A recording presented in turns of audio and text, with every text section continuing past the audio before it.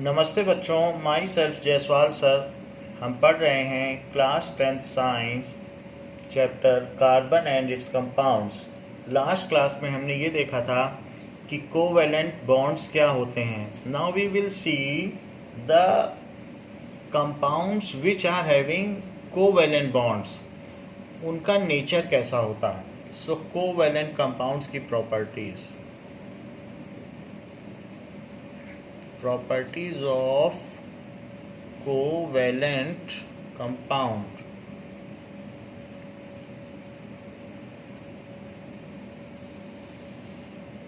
Now, those compounds in which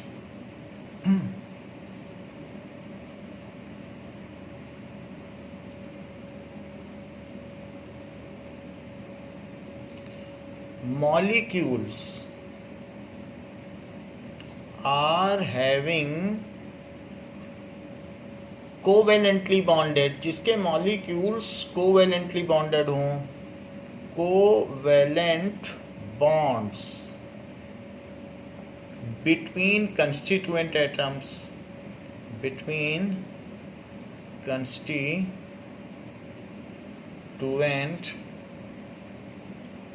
atoms is called. ऐसे compound, ऐसे यौगिकों को जिसके अणुओं के मध्य में सहसंयोजक बंध हो, उसको सहसंयोजी यौगिक कहा जाता है। Is called covalent compound. Covalent compound जैसे in a sample of carbon dioxide gas, in a sample of CO2 gas, CO2 gas ले लीजिए किसी सिलेंडर में, फायर एक्सटिंग्विशर है। So carbon and oxygen are bonded by covalent bond. C and O are covalently bonded, covalently bonded. So CO2 is covalent compound। जो CO2 का sample है वो कैसा हो गया? Covalent compound. अब ऐसे केस में the covalent bonds are strong within the molecule. आप चाहोगे कि CO2 में C और O को अलग कर लो तो नहीं कर सकते हो। NaCl को कर सकते हो, अगर आप 1074 डिग्री सेल्सियस उसको दे दोगे तो मेल्ट हो जाएगा, लेकिन CO2 में इनके बीच को पार्टीशन नहीं कर सकते हो, क्योंकि जो C है और O है इसके बीच में स्ट्रॉन्ग बॉन्ड है। लेकिन अब ये जो CO2 है इसका दूसरे के साथ कोई कनेक्शन नहीं है। इन दो, इसका अपने में है बॉन्ड, इसका अपने में है, लेकिन इन दोनों के बीच नहीं है। अगर बहुत है भी बॉन्ड तो बहुत weak molecular force of attraction है। तो इन दोनों के बीच कैसा अट्रैक्शन है? इसको कहेंगे weak molecular force of attraction. तो इस तरीके का जो weak molecular force of attraction है, इनको आसानी से ये सॉलिडिफाई नहीं होते हैं। जैसे ये ड्राई आइस है, so carbon dioxide dry ice है, तो आसानी इसको से उसे वेपराइज किया जा सकता है, सब्लिमेट हो जाती है। -29 डिग्री सेल्सियस पे वो ड्राई आइस है सॉलिड, और एटमॉस्फेयर टेम्परेचर पर आते आते वो वेपराइज हो जाती है। तो मोस्टली जितने भी कोवेलेंट कंपाउंड्स हैं, जितने भी ऑर्गेनिक कंपाउंड्स हैं, वो सभी कोवेलेंट कंपाउंड्स हैं। तो उनमें मॉलिक्यूल टू मॉलिक्यूल अट्रैक्शन नहीं है, जबकि NaCl में मॉलिक्यूल टू, इसमें कंस्टिट्यूएंट के बीच में अट्रैक्शन है और एक कंटिन्यूअस चेन सी बन जाती है। जैसे ये देखिए, तो इस तरीके से इनमें इलेक्ट्रोस्टैटिक फोर्स ऑफ अट्रैक्शन होता है, तो इसमें से एक क्रिस्टल के तौर पर होते हैं। यहाँ ऐसा नहीं है।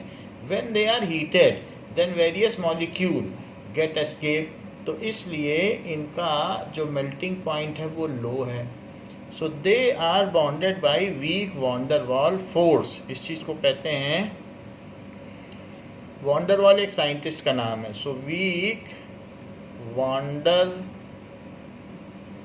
वाल फोर्स ऑफ अट्रैक्शन, कि मॉलिक्यूल टू मॉलिक्यूल के बीच में भी फोर्स लगता है, तो इनके बीच में कोई ख़ास फोर्स है नहीं। तो इसलिए पहला ये अलग अलग की वाटर में भी वेपराइज कर सकते हो आसानी से 100 डिग्री सेल्सियस पर ही, जबकि इसको वेपराइज करने में 1470 डिग्री सेल्सियस चाहिए, बॉइलिंग पॉइंट है। तो इसलिए पहली प्रॉपर्टी क्या है कि कोवेलेंट कंपाउंड्स जो भी होंगे they have low melting and boiling point, so they have low melting point and boiling point, ठीक है। So covalent bonds have strong bond between them, but between any two molecules due to the weak intermolecular force of attraction. Molecule से molecule के बीच का जो force of attraction होता है उसको कहते हैं इंटरमॉलिक्यूलर। जैसे इंटरनेशनल चैंपियनशिप, नेशन से नेशन के बीच में जो क्रिकेट होता है उसको कहते हैं इंटरनेशनल मैच हो रहा है। So due to week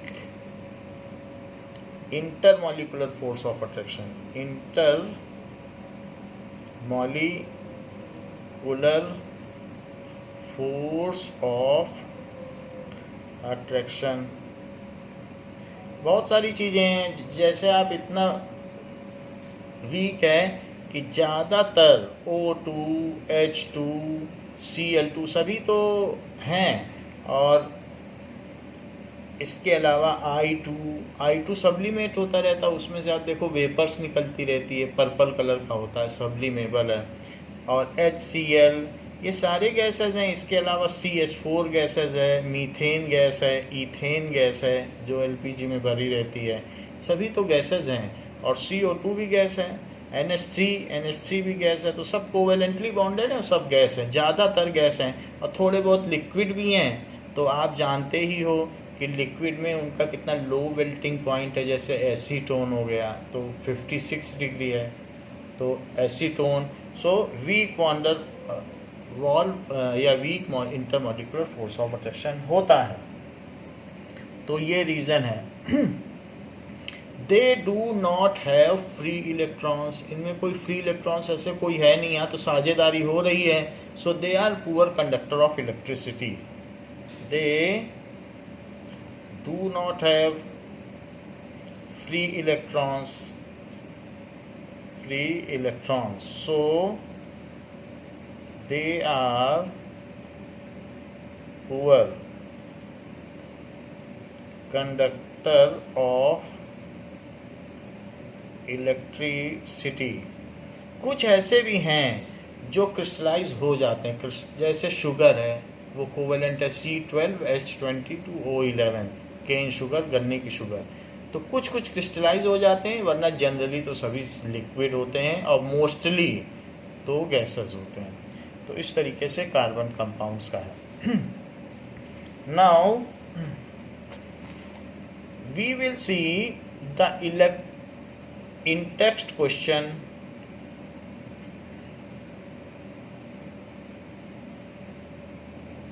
so in text question of page 61, page 61 में कहा गया है कि what would be the electron dot structure of carbon dioxide. So make electron dot structure of carbon dioxide, ये बनाया जा चुका है। Dot structure of CO2।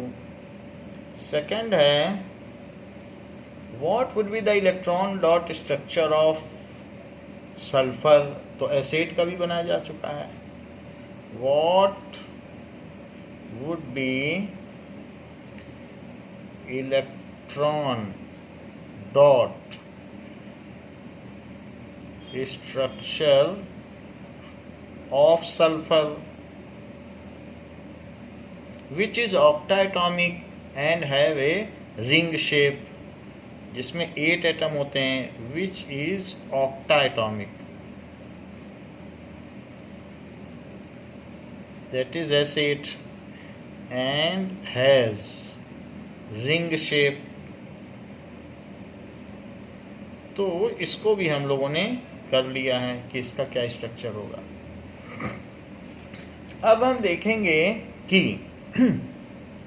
Versatile nature of carbon, carbon के 50 लाख कंपाउंड्स हैं, बाकी जो एलिमेंट्स हैं 118 टोटल एलिमेंट्स हैं, तो बाकी 117 के 1 लाख से ज़्यादा कंपाउंड नहीं हैं, और कार्बन के 50 लाख कंपाउंड हैं और 7,000 हर हफ्ते नए ऐड हो जाते हैं। तो ऐसी क्या ख़ास बात है कार्बन में कि इसका वर्सेटाइल नेचर है, ये बहुमुखी प्रतिभा का धनी है।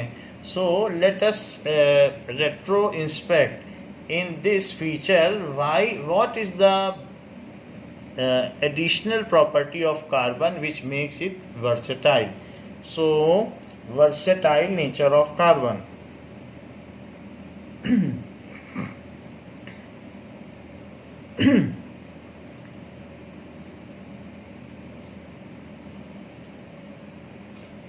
So carbon is tetravalent in nature. सबसे पहली बात है कि कार्बन का कन्फिग्रेशन क्या है। Carbon has electronic configuration as 2,4, क्योंकि इसके 6 इलेक्ट्रॉन है तो के शेल में 2 होते हैं, फिर एल शेल में 4 होते हैं, and it has deficiency of 4 electron, and it has deficiency of 4 electron. It fulfills this deficiency by sharing 4 electron. ये ना तो डोनेट करता है ना किसी से एक्सेप्ट करता है, बट शेयरिंग करता है। सो it completes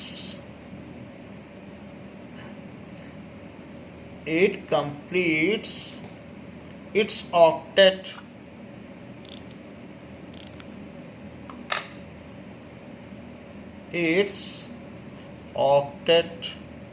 by sharing 4 electron. So its valency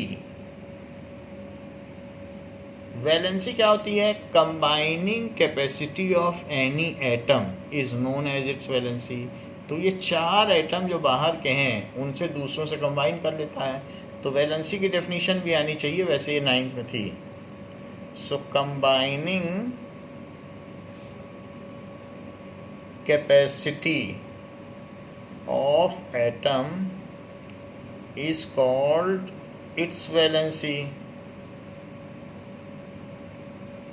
So its valency is 4, तो इसकी वैलेंसी कितनी हो गई? 4. So it is tetravalent. इस वजह से ये चतुर्संयोजी है, टेट्रावैलेंट है। So it is tetravalent.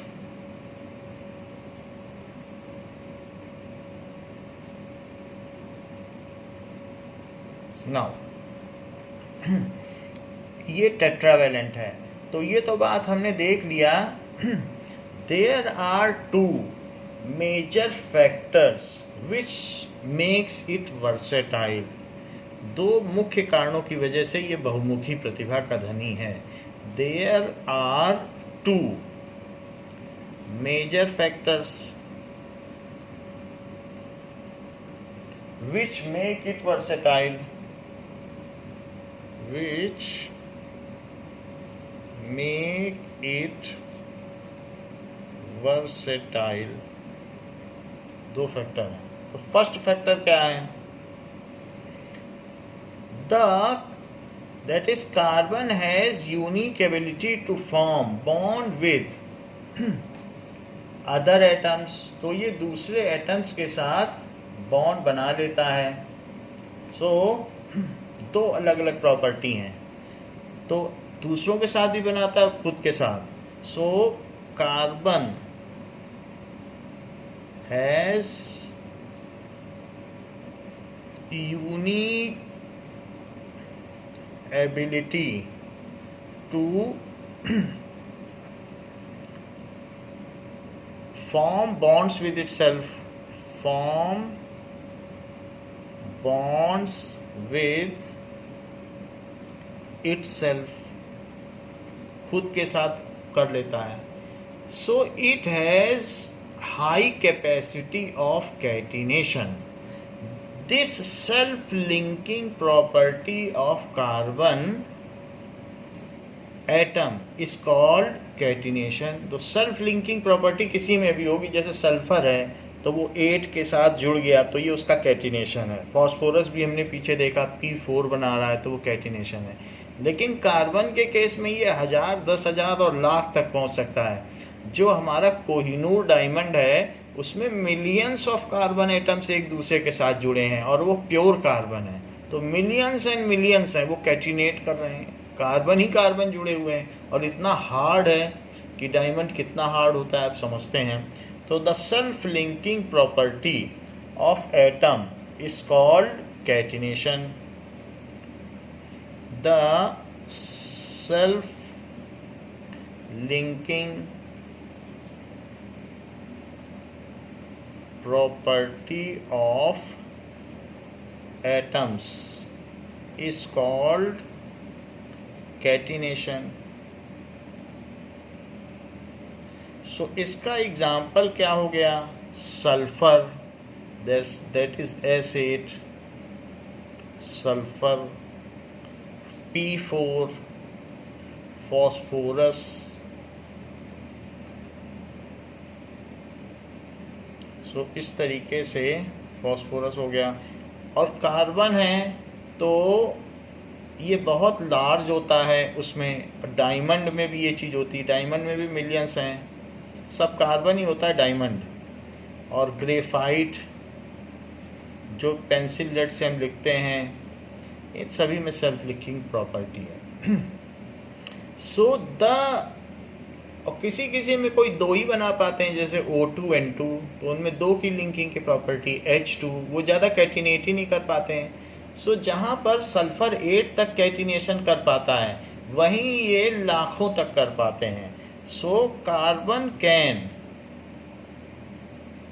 Link, make bonds with self and make a long chain of carbon beyond thousands of atom. तो इसमें ये property, the property of catenation is largest in carbon. The property of catenation, और इसके bonds stronger भी होते हैं, is largest in carbon. कैसे? जैसे आप ये देखो, एक हमने अभी पहले आपको बताया था कि ईथीन होता है, तो इसमें क्या होता है C2H4, इसको कहते हैं ईथीन. और अगर मान लो बहुत सारे ईथीन ऐसे आ गए तो उसको कहेंगे पॉली ईथीन. पॉली का मतलब मैनी. और इसको अगर हाई प्रेशर और हाई टेम्परेचर दिया जाए तो ये सब आपस में लिंक हो जाते हैं. तो इस तरीके से ये बहुत सारे अगर हों, एक दो नहीं बहुत सारे, तो हैं तो सब इथीन ही. जब इसमें डबल बॉन्ड होगा तो ईन लग जाता है, तो ये ईन. एथ का मतलब दो कार्बन है और ईन का मतलब डबल बॉन्ड, एथ ईन. और अगर दो हों लेकिन सिंगल बॉन्ड हो तो एथ ईन. ट्रिपल बॉन्ड हो तो एथाइन ये है. लेकिन ये बहुत सारे हैं. अब इसका एक बॉन्ड खुल जाएगा धीरे से, तो ये जब खुल जाएगा ये से एक खुलेगा. ये कब होगा? जब हम इसमें हाई प्रेशर एंड टेम्परेचर लगाएंगे. हाई प्रेशर एंड, ये गैस होता है, इथीन एक गैस है. लेकिन जब इस पर हम हाई प्रेशर और टेम्परेचर लगाएंगे तो इनका एक बॉन्ड खुलेगा और फिर ये एक बॉन्ड तो बीच में रखेंगे. और फिर क्योंकि हम जानते हैं ये टेट्रावेलेंट है और इसके बगल में कोई और आ गया है, तो ये अपना एक बॉन्ड इससे बोलेगा कि हमारा भी खुल गया है बॉन्ड, तुम्हारा भी खुल गया है, क्यों ना हम मिल के ऐसा बॉन्ड बना लें. ये क्योंकि इसका भी खुल गया और इसका भी, तो ये लोग एक एक इलेक्ट्रॉन हो गया ना इनके पास फ्री. दो थे इलेक्ट्रॉन, इनके बीच की साझेदारी टूट गई, एक इसके पास बचा एक इसके पास. तो अब जब इससे इसकी दोस्ती टूट गई है तो क्यों ना वो इसके साथ बॉन्ड बना ले। अब इसके पास ये 2 इलेक्ट्रॉन हैं, दोस्ती टूट गई, एक इसके पास बचा, एक इसके पास, इसी तरह से एक इसके पास, एक इसके पास। तो इसने पड़ोसी को देखा, बोला हमारे पास भी एक इलेक्ट्रॉन, तुम्हारे पास भी एक, चलो बॉन्ड बना ले, तो बना लिया। तो ये जो कंपाउंड अब बन गया है ऐसे, और ऐसे करके ये बन गया, और भी लंबा बनेगा ये। तो ये जो है इसमें ये जो सिंगल चीज आपकी है जो n है, और ये n बहुत ज़्यादा है, लाखों हैं, तो इसको कहेंगे polythene. This is called poly. बहुत सारी इथीन मिल गए, तो आप देखो एक पॉलीथीन में 5-5 किलो चीनी, 10-10 किलो चीनी लेके आप आ जाते हो, और ये भी डरते नहीं हो कि एक भी बॉन्ड टूट जाएगा। इसकी कितनी लाजवाब कैटिनेशन प्रॉपर्टी है। तो उसी पॉलीथीन में सब सामान आता है, सब्जी आती है, कितना कुछ आता है, और कितनी लोड बियरिंग कैपेसिटी है, तो कितना मजबूत कैटिनेशन बॉन्ड ये बनाता होगा। तो इसे आप ऐसा कह सकते हो कि CH2 थोड़ा सा कंडेंस करके लिखोगे तो ये इस तरीके से होगा, CH2 CH2 CH2 CH2। तो यहाँ पर ये है, सो इसको कहेंगे पॉलीथीन। ऐसे बहुत सारे पॉलीथीन हैं, और पॉलीविनाइल क्लोराइड, न जाने कितने कंपाउंड बनते हैं जो हम आगे देख लेंगे। तो लेकिन फिर भी इसमें catenation, it can catenate beyond thousands of atoms, it can form a linear chain, can form a ring. आपने बेंजीन देखा था कैसे हमने रिंग बनाई थी, तो रिंग में भी बना सकता है जिसमें अल्टरनेट सिंगल और डबल बॉन्ड थे, और ब्रांचिंग भी कर सकता है, जैसे हमने देखा कि अलग अलग डायरेक्शन में मल्टी ब्रांच भी बना सकता है। तो ये जो चाहे सो कर सकता है। So it can catenate, it can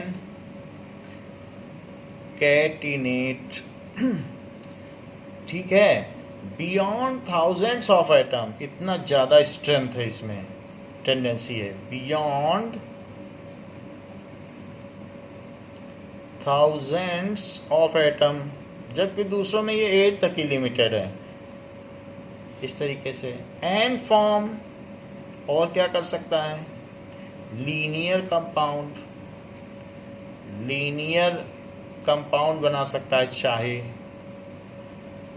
इसी तरीके से रिंग कंपाउंड बना सकता है। आपने बेंजीन का देखा था C6H6 रिंग कंपाउंड, और ब्रांच्ड कंपाउंड, ब्रांच्ड कंपाउंड भी बना सकता है, जो चाहे सो बना ले। रिंग कंपाउंड के लिए तो हमने आपको दिखा ही दिया था, ये देख लो, ऐसे रिंग कंपाउंड बना लेगा ये। और इसी में मान लीजिए 6 हैं, तो बेंजीन ना बनाओ तो एक और कंपाउंड हो सकता है। 4 बॉन्ड चाहिए, आपस में डबल बॉन्ड ना बनाए, और हाइड्रोजन खूब सारे हों सफिशिएंट, तो फिर वो आपस में न बनाकर इनसे करेगा। प्रीफर यही करता है कि आपस में ना बनाना पड़े। इलेक्ट्रॉन 2-2 पास में आते हैं तो रिपल्सन बढ़ जाता है, तो इसलिए इसको हाइड्रोजन मिलेंगे तो बना लेगा ऐसे, क्योंकि पास पास इलेक्ट्रॉन के होने से रिपल्सन बढ़ता है, तो ऐसे भी बना सकता है। ये साइक्लिक कंपाउंड कहलाता है, और चूंकि 6 कार्बन है तो इसका नाम पड़ जाएगा साइक्लोहेक्सेन। साइक्लो लगाया क्योंकि साइक्लिक है, हेक्स लगाया क्योंकि 6 कार्बन है, एन लगाया क्योंकि सिंगल बॉन्ड है, तो साइक्लोहेक्स एन ऐसा हो। ऐसा भी हो सकता है कि कार्बन एक लंबी चेन बना रहा हो और यहाँ पर से एक निकल जाए ब्रांच, और बाकी एक बॉन्ड तो बनाया है इसने, बाकी 3 बॉन्ड और भी चाहिए क्योंकि टेट्रावेलेंट है, तो 3 हाइड्रोजन यहाँ लग गए, यहाँ भी 3 बॉन्ड चाहिए क्योंकि 4 बॉन्ड तो इसको बनाने पड़ेंगे अगर इसे। तो इस तरीके से जब ये ब्रांच निकल आई, उसमें से एक अलग से ब्रांच निकल आई लीनियर, तो ये कहेंगे ब्रांच कंपाउंड बन गया। सो ब्रांच्ड कंपाउंड, इसका नाम बाद में देखेंगे। तो इसलिए कार्बन की ये भी संभावना है कि ये कैटिनेट कर सकता है, और इसके अलावा लीनियर कंपाउंड, रिंग कंपाउंड और ब्रांच कंपाउंड बना सकता है। ब्रांचिंग तो ऐसी कर सकता है कि जैसे माचिस की तीलियों से आप स्ट्रक्चर जो बना दो और लैब में ले जाओ साइंटिस्ट के पास कि मुझे ये चाहिए, वो तुरंत 10 मिनट में वैसा ही बना के दे देगा। कार्बन में संभावना जो आप बना दोगे वो बन सकता है का सो सूटेबल, इतना catenation. So it has self linking property which is largest among any other atom. ये 1000 से ऊपर कैटिनेशन कर सकता है। The best example of catenation is diamond, और ग्रेफाइट भी है। The best example of catenation of carbon is diamond and graphite, जिसमें कि आप देख सकते हैं कि डायमंड के केस में हर कार्बन 4 एक्स्ट्रा कार्बन से जुड़ा हुआ है, और हर एक इससे 4 से जुड़ा है, और ऐसे जुड़ते चले गए और एक जाइंट मॉलिक्यूल बन गया। पूरा डायमंड एक मॉलिक्यूल है जो आपके हाथ में, इस तरीके से। तो और ग्रेफाइट में भी यही काम है। ग्रेफाइट में 3 से जुड़ा हुआ है, फिर alternate single and double bond है, बेंजीन जैसा स्ट्रक्चर। वो इसमें नहीं दिखाया गया है डबल बॉन्ड, लेकिन हम आपको दिखा देंगे। तो ये ग्रेफाइट का स्ट्रक्चर हो गया है। तो यहाँ पर वो हम आपको अलग से बताएंगे, बट डायमंड एंड ग्रेफाइट आप परिचित हो। ग्रेफाइट से हम लिखते हैं, और डायमंड भी एक ज्वेलरी के काम में आता है। तो ये चीज़ है। तो best example of catenation is diamond and graphite. ये क्या कर सकता है? Carbon can make single bond with itself, double bond with itself and also triple bond with, एक ये भी संभावना है। सो जो carbon carbon single bond, double bond and triple bond, तीनों तरीके के बॉन्ड बना सकता है। ऑल एग्जिस्ट्स, सभी एग्जिस्ट हैं, एंड आर सफिशिएंटली स्ट्रॉन्ग, बहुत स्ट्रेंथ है इसमें। 950 किलो जूल चाहिए ट्रिपल बॉन्ड तोड़ने के लिए, अगर सीसी का ट्रिपल बॉन्ड है। Exist and are sufficiently strong.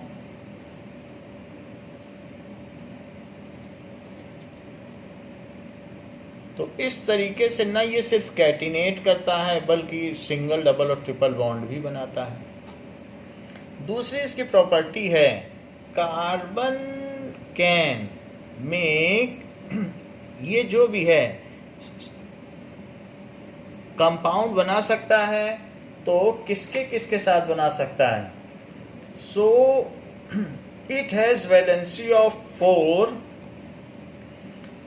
Carbon tetravalent है, has valency of 4. So as monovalent, so it can combine, जो सिंगल वैलेंसी वाला है उसको भी बुला लेगा, कहेगा ठीक है तुम सिंगल दोगे तो आ जाओ मेरे पास। कैन कंबाइन विद मोनोवैलेंट, जिनको सिर्फ एक की ज़रूरत है। H आना चाहे तो आ जाए, Cl आना चाहे आ जाए, F आना चाहे आ जाए, क्योंकि Cl को भी एक की ज़रूरत है। तो कहेगा 4 Cl आ जाओ मेरे पास, और मैं CCl4 बना लेता हूँ, CF4 बना लूँगा, CH4 बना लूँगा। तो जो मोनोवैलेंट है सबको ये आमंत्रित कर लेता है कि जो आना चाहें आ सकते हैं। कैन कंबाइन विद बाईवैलेंट, जिनको 2 की ज़रूरत है वे भी आ जाएं, ऑक्सीजन आ जाए, सल्फर आ जाए, जो आना चाहे आ जाए, हम सबसे अच्छे से कंबाइन कर लेंगे। एंड ट्राईवैलेंट, ट्राईवैलेंट कोई आना चाहे तो नाइट्रोजन है, फॉस्फोरस है, उनको भी बुला लेता है, आप भी आ जाइए। Even it can make bond with alkali metal तक से भी बना सकता है, वो हम आगे देख लेंगे। सोडियम तक से भी ये बना सकता है। तो ऑलमोस्ट ऑल के साथ ये बॉन्ड बनाता है। which are sufficiently strong, which are sufficiently strong, वो काफ़ी मजबूती के होते हैं. So this all causes, तो मोस्ट ऑफ द चीज़ों के साथ ये एक्सेप्शनली स्ट्रॉन्ग बॉन्ड बनाता है. And this is the reason it is versatile in nature. So the bond forms are sufficiently strong due to its smaller size. तो centre से वो अट्रैक्ट कर लिया जाएगा. तो bonds are sufficiently stronger due to its stronger smaller size. Due to its smaller size. This is the reason, पहली बात लिख देना कि catenation and tetravalency are the reason that the carbon is versatile in nature and it makes maximum number of compounds. So अब ये concluding statement है. Catenation and tetra valency and capacity to form single and multiple bond. Multiple का मतलब double और triple bond. Multiple bond, तो double और triple bond को multiple bond कहते हैं. Double and triple bonds with self and with other atoms, खुद के साथ भी and with other atoms makes the carbon atom versatile. Makes carbon versatile. जैसे आपके क्लास में एक ऐसा बच्चा हो जो अच्छा पढ़ना लिखना भी जानता हो, खेल कूद में भी आगे हो और नृत्य कला में भी आगे हो, सिंगिंग में भी, तो कहेंगे ये वर्सेटाइल है. तो वो बहुमुखी प्रतिभा का धनी है. वर्सेटाइल, तो ये सब कुछ कर लेता है. So the carbon compounds are largest in nature.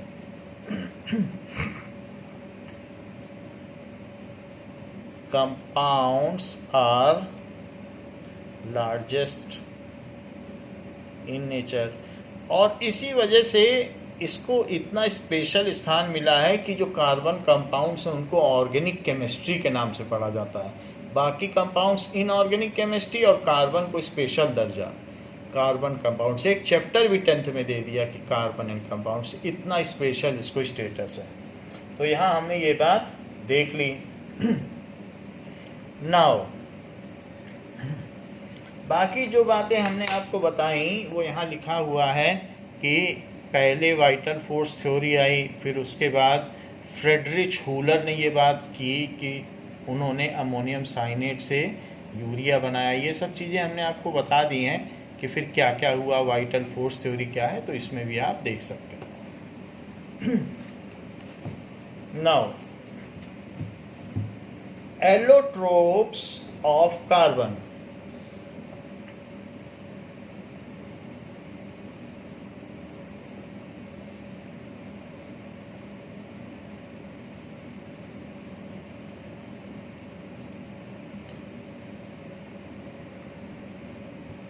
What does it mean by allotrope?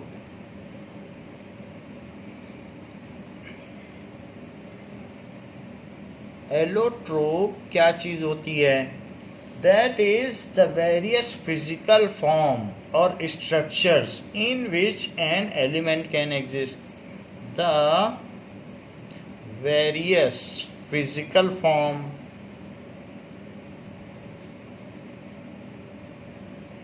in which an element can exist, an element can exist, are called allotropes, are called allotropes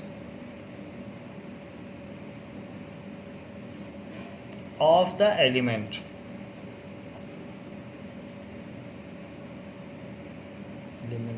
जैसे कि carbon exist in nature as diamond, तो वो उसकी physical form है, उसका shining होता है, crystalline nature होता है. It also exist as graphite, जो ब्लैक कलर का है जिससे हम लिखते हैं. तो फिजिकल फॉर्म अलग अलग हो गई, लेकिन ये क्यों हुई? क्योंकि उसका इंटरनल स्ट्रक्चर अलग अलग है. ये सब प्योर कार्बन है, लेकिन इंटरनली वो अलग अलग तरीके से जुड़े हुए हैं, तो इसलिए वो अलग अलग फीचर्स के साथ हैं. सो अब हम देखेंगे कि जैसे फॉस्फोरस है, तो फॉस्फोरस के रेड फॉस्फोरस ये एलोट्रोप हैं. Black phosphorus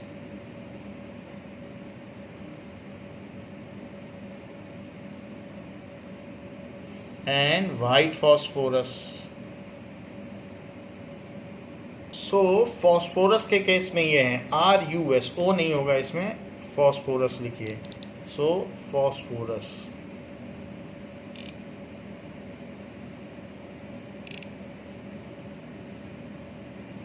and white phosphorus. तो ये इसके 3 एलोट्रोप्स हैं, एलोट्रोप्स.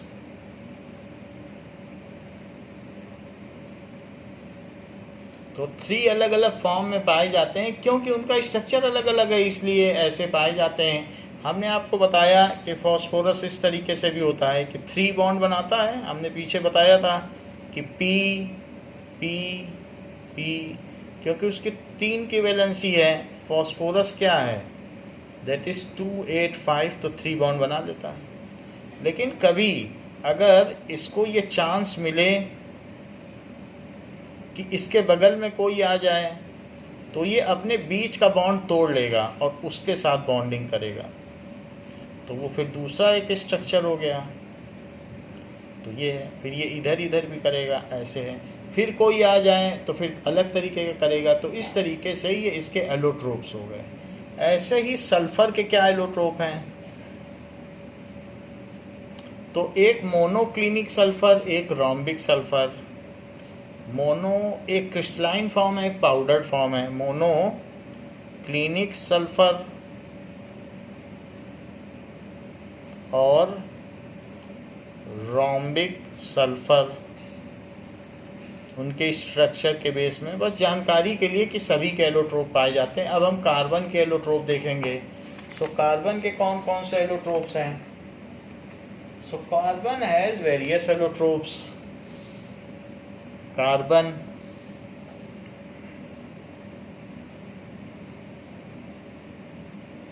इसके एलोट्रोप्स हैं डायमंड, नाउ ग्रेफाइट, सबके अलग अलग स्ट्रक्चर हैं.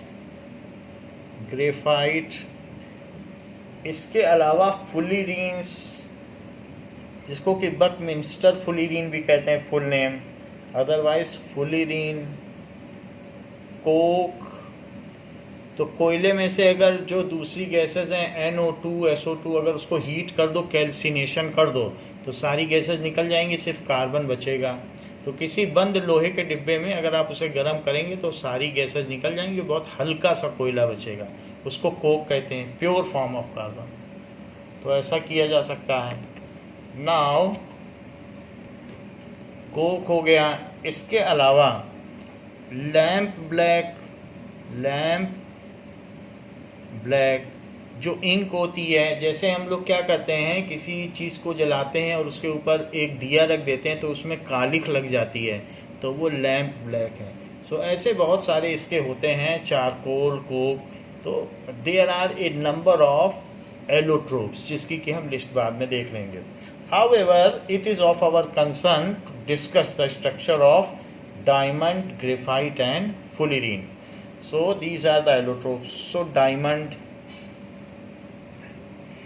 the most abundant allotrope of carbon found in nature is graphite. With high pressure and temperature condition, it can be converted into diamond as well as in fullerene. The most abundant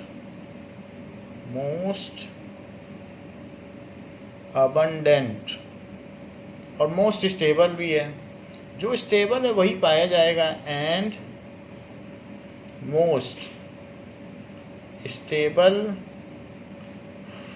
form of carbon is graphite. सबसे ज़्यादा यही पाया जाता है, graphite की चट्टानें होती हैं, विच कैन बी कन्वर्टेड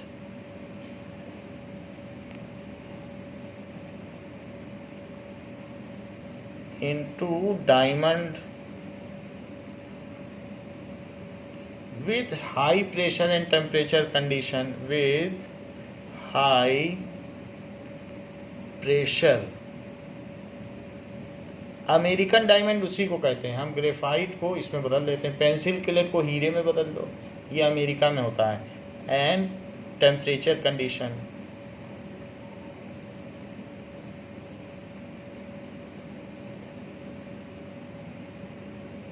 एक तो ये चीज़ है. एंड विद, अगर दो ग्रेफाइट की पेंसिल की लेड लो और अगर उनका स्पार्क कराओ, एक को कैथोड करो एक को एनोड, और आपस में टच कर दो, तो वो फुलिरीन बन जाएंगे. Graphite also can be converted into fullerene. Graphite also can be converted into fullerene by electric spark. एक को दो एंड होते हैं हमारे प्लग में, तो एक में ग्रेफाइट डालो और दूसरे में दूसरा ग्रेफाइट डालो, दोनों को टच करा दो. इससे जो स्पार्क बनेगा और जो छोटे छोटे दाने गिरेंगे वही फुलिरीन है, बाई इलेक्ट्रिक स्पार्क मेथड. तो ये तो हमने देखा कि इसमें कौन सा स्टेबल एलोट्रोप है और कैसे कैसे इनका नेचर में एबंडेंस है.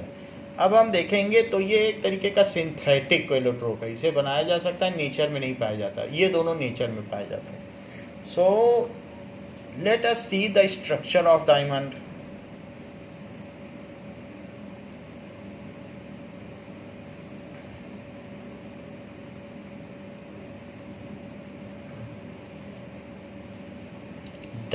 Diamond is the hardest substance found in nature. तो इसका स्ट्रक्चर कैसे होगा? its structure is three dimensional. Its structure is three dimensional.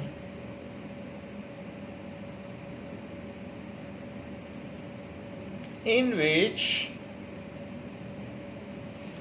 each carbon atom is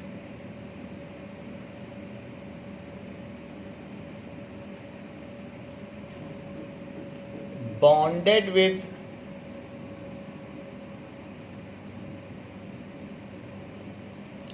other 4 carbon atom. तो एक कार्बन एटम 4 से बॉन्डेड होगा. So to form a giant molecule, और सभी इस तरीके से एक दूसरे से बॉन्डेड हो जाएंगे. To form a giant molecule,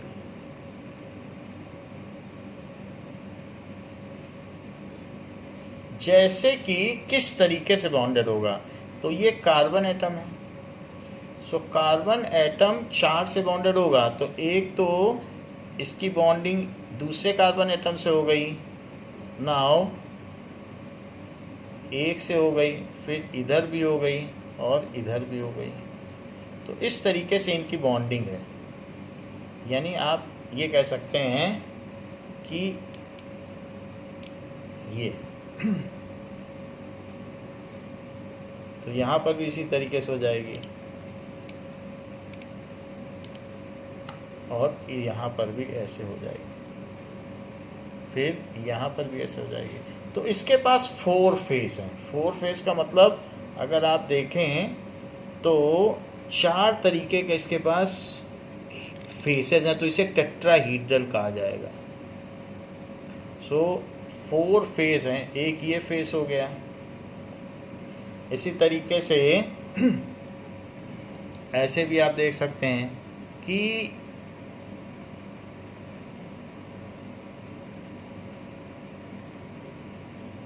ये, तो इसमें आपको 4 फेस दिख रहे हैं। तो सेंटर में एक कार्बन एटम हो और वो इससे जुड़ा हो और इससे जुड़ा हो और इससे जुड़ा हो और इससे जुड़ा हो, तो है तो 4 फेस, ये सेंटर में बिल्कुल, और यहाँ पर भी 4 कार्बन एटम हैं। सो अब देखिए, तो इस पे 4 फेज हो गए, तो हर कार्बन एटम टेट्राहीड्रल होता है। एक फेस, 2 फेस, एक नीचे का फेस, एक पीछे का फेस, वही चीज़ यहाँ दिखाई गई है। तो इस तरीके से जो कार्बन और कार्बन के बीच में एंगल होगा तो 109.5 डिग्री का एंगल होगा, ऐसा एंगल होगा। Now in this manner the 4 other carbon atoms are bonded with it. तो अगर हम इनको मिलाएंगे तो 4 फेज बन जाएंगे।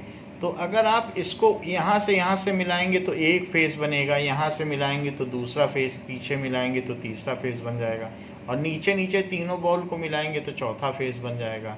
तो हर 3 बॉल को मिलाने से एक फेज बनेगा। तो इस तरीके की 4 बॉल हैं तो 4 फेज बना देंगे। सो इसलिए 4 फेस हैं, इसलिए इसको कहा जाएगा tetrahedral. So this has tetrahedral structure एक कार्बन के लिए। और अब ये हर कार्बन 4 से जुड़ा रहेगा तो हर एक का टेट्राहीड्रल होगा, 4 फेसेस होंगे। सो इस तरीके से है। तो इसके स्ट्रक्चर को हम अगली क्लास में डिस्कस करेंगे कि डायमंड कैसा होता है। इस क्लास के लिए इतना ही। थैंक यू बच्चों।